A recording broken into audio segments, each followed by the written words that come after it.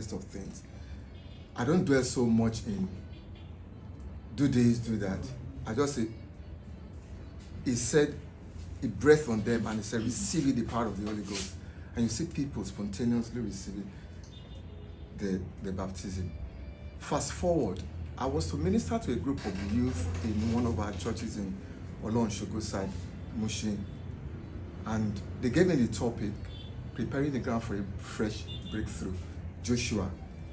And I was like, as usual, Joe, I don't need to prepare.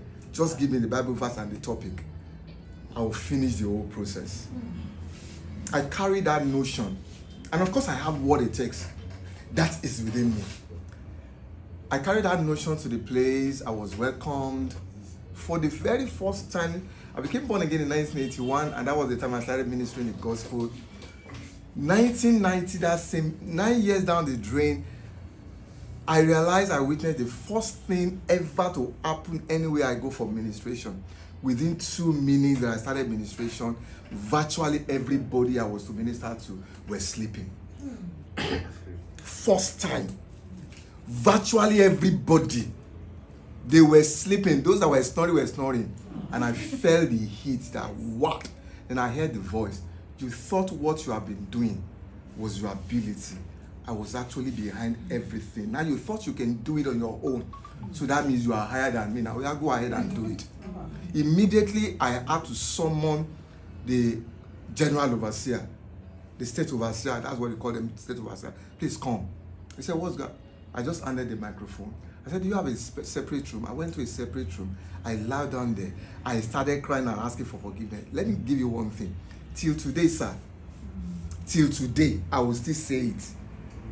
That part of me was totally off. Totally off. I know some of you will say, you can still pray back to God. If God said no, is a no. So most of the time I tell people, don't mess with that God.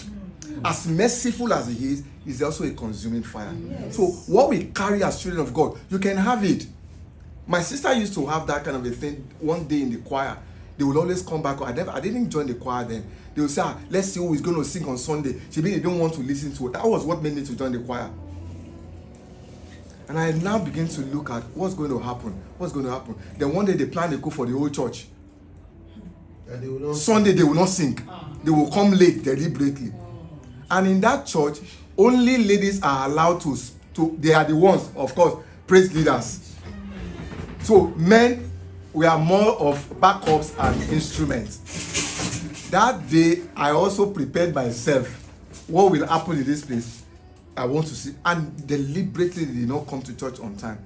When the service wanted to start, pastor was like, who is going to sing? And I said, God, you know, say me, I know I never get good voice, but I'm going to sing. And I took the microphone and led the praise and worship.